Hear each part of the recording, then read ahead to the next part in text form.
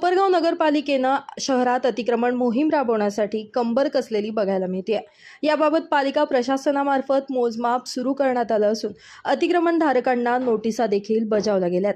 परंतु पालिका प्रशासनाने अगोदर पुनर्वसनाचं बघा आणि नंतर अतिक्रमणाचा हातोडा उचला, त्याचबरोबर सण उत्सवाच्या काळात गोरगरिबांचा उदरनिर्वाह बंद न करता अतिक्रमण माणुसकी खातर पुढे ढकलावं, असं मत शिवसेना गटाचे माजी शहर प्रमुख भरत मोरे यांनी प्रसार माध्यमांशी बोलताना व्यक्त केलंय।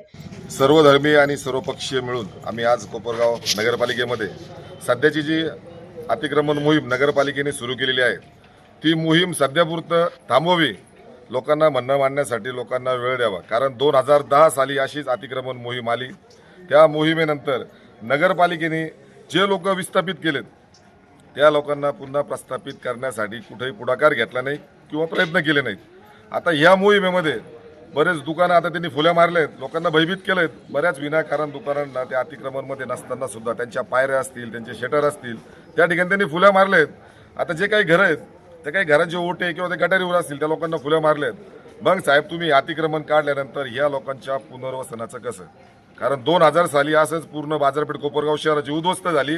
आम्ही साहेबांना आता जितू भाऊनी सांगितल्याप्रमाणे माणुसकीच्या नात्यानं साहेब तुम्ही आम्हाला सहकार्य करा।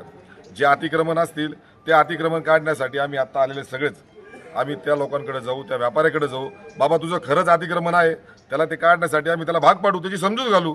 त्याच्या एका दुकानदारामुळे बाकीच्या सगळ्या रस्त्याला किंवा कोपरगाव शहराला जर त्रास होत असेल तर तो व्यापारी सुद्धा आमचं ऐकल अशी आम्हाला शाश्वती आहे। मग साहेबांना आम्ही विनंती करतो, साहेब पहिले पुनर्वसनाचं बघा, मग तुम्ही अतिक्रमणाचा बडगा तुम्ही लोकांवर हातोडा उचला।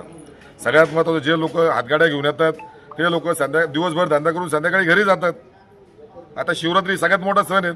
आता सांगितल्याप्रमाणे लेकीबाळी आमच्या माहेरी येतात। मुस्लिम समाजाचा रमजान महिना आहे, त्या पवित्र महिन्यामध्ये आता मुस्लिम समाजाचे लोक सुद्धा अनेक व्यावसायिक आहेत, छोटे मोठे हातगाड्या लावून ते आपलं पोट भरतात, आपल्या कुटुंबाचा उदरनिर्वाह करतात। अशा वेळेस जर अतिक्रमण आलं या लोकांनी जायचं कुठं? म्हणजे 2010चीच पुन्हा पुनरावृत्ती होणार। साहेब यासाठी तुम्ही पुनर्वसनाचं पहिले आम्हाला काय नियोजन आहे ते केलं ते सांगा।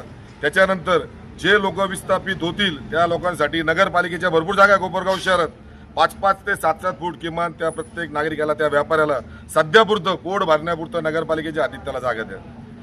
आणि जे लोकांचे घरं पाडले जातील त्या लोकांना सुद्धा तुम्ही त्या लोकांचं पुनर्वसन कसं करणार याची पहिले माहिती द्या। आणि जो सर्वे तुम्ही म्हणता केंद्राच्या आदेशाने करतोय, कोर्टाच्या आदेशाने करतोय किंवा महाराष्ट्र सरकारच्या आदेशाने करतोय, तो सर्वे तुम्ही जगजाहीर करा, त्याचे फ्लेक्स लावा, त्याच्या PDF तुम्ही कोपरगावातल्या प्रतिष्ठित नागरिकांना पाठवा, माजी नगरसेवकांना पाठवा, ते फ्लेक्स आपल्या वॉर्डामध्ये लावतील। अशा प्रकारे सर्वे झालाय, अशा प्रकारे अतिक्रमण आहे या वॉर्डातलं, या भागातलं, या रस्त्यावरचं हे दुकान, हे घर, याची भिंत। मग ते लोकांच्याही लक्षात येईल चुकीचा सर्वे झालाय का खरा सर्वे झालाय। मग लोक स्वतःहून पुढे येतील आणि अतिक्रमण काढतील, कारण आपल्यामुळं शहराचं नुकसान नको असे आमचे कोपरगावचे लोक समजूतदार आहेत। त्याच्यामुळं माणुसकीच्या नात्यानं आज आम्ही फक्त साहेबांची एक प्रेमाची भेट घेतली आहे। आमच्या म्हणण्याप्रमाणे कोपरगाव शहराच्या जनहितार्थ, कोपरगावच्या हितासाठी आमच्या म्हणण्यानुसार साहेबांनी जर ऐकलं नाही तर आम्ही उपोषणाचा या ठिकाणी हत्यार आम्ही उपसणार। मग जे गंभीर परिणाम होतील ते सर्वस्वी कोपरगाव नगर परिषद मुख्याधिकारी साहेबांवर राहील। आणि साहेबांनी जर माणुसकीच्या नात्याने ऐकलं, व्यवस्थित अहवाल जर कलेक्टर साहेबांना पाठवला, साहेब 2010 नंतर अतिक्रमण कमी प्रमाणात आहे, जे अतिक्रमण आहे त्या लोकांच्या गाड्यांना, त्या लोकांच्या दुकानांना चाक आहेत, दिवसभर धंदा करून ते घरी जातात, असा अहवाल साहेब आपण द्यावा। आणि जर आपण असं केलं तर आनंदाने कुठलाही वादक निर्माण होणार नाही आणि शहर सुरळीत ज्यांचे अतिक्रमण आहे ते लोक स्वतःहून काढून घेतील। आम्ही त्यांना पुन्हा एकदा सांगतो, आम्ही त्यांना समजूत घालू, सहकार्य असावं। जय हिंद, जय महाराष्ट्र, जय संविधान। सध्या कोपरगाव शहरामध्ये जी नगरपालिकेची रणधुमाळ चालू आहे अतिक्रमणाची, ती थांबवा म्हणून या ठिकाणी आम्ही इथं आलेलो होतो नगरपालिकेत। भरत भाऊ मोरे, जितू भाऊ रणशुरे, विकास अण्णा आढावे, विनय भगत आहे, अमित आढावे, आम्ही सगळे या ठिकाणी इथं आलेलो आहे। आणि आमचं नगरपालिकेला एकच सांगणं आहे का 2011ला अशी काही परिस्थिती झाली होती कोपरगाव शहरामध्ये, जे अतिक्रमण काढलं होतं ते विस्थापितांचा पार आहे ना बिचाऱ्यांचं हे झालेलं आहे। त्याच्यामुळं या नगरपालिकेने हे थांबावं अशी आम्ही या ठिकाणी त्यांना शिवसाहेबांना विनंती करण्यात आलो। आणि आम्ही त्यांना सांगितलं का सोमवारी तुम्ही स्वतः रस्त्यावरून पाहणी करा आणि मग तुम्ही काय आहे ते पहा। आणि त्यांना आम्ही सांगितलं तुमचे जे नगरपालिकेचे जे गाळे, त्या गाळे हे तुम्हीच बांधलेले, त्याच्या पायऱ्या तुम्हीच केल्या आणि फुल्या तुम्हीच मारू आले त्याच्यावर, हे नाटकं कुठेतरी थांबवा, नाही तर अन्याय आम्ही सोमवारनंतर उपोषणाला बसण्यात येईल।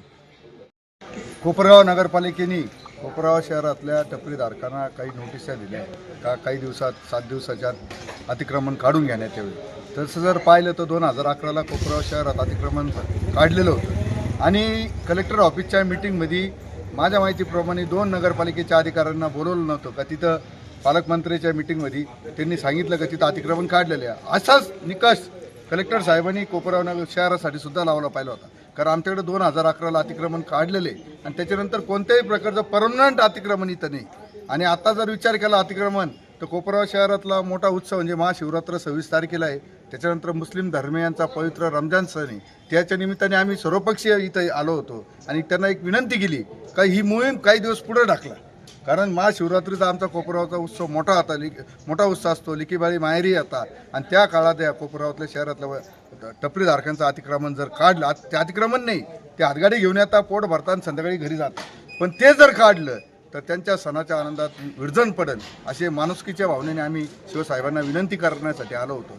जर शिवसाहेबांनी आमच्या भावनेचा दखल घेतली तर निश्चित आनंद होईल, नाही घेतली तर आम्ही सर्वपक्षी मिळून एक तीव्र स्वरूपाचा लढा उभारू. त्याच्यात कोपराव शहरातली सर्व जनता आमच्याबरोबर राहील याची आम्हाला खात्री आहे. कारण यातलं एकही टपरीधारक नाही आमच्यातला, हे पण स्पष्टपणे सांगतो. टपरीधारक नाही का त्यातला लाभार्थी नाही. त्याच्यामुळे आम्ही जे आलो होतो ते माणुसकीच्या भावनेने आलो होतो. कोपराव नगरपालिका प्रशासनाला आमची विनंती का ती कारवाई त्यांनी काही दिवस थांबावी आणि परत सर्वे करा. जिथं जिथं वाहतुकीच्या दृष्टीने अतिक्रमण असेल तिथं तिथल्या लोकांचा आम्ही मनाचं समजूत काढून ते अतिक्रमण काढण्यास नगरपालिकेला आम्ही मदत करू.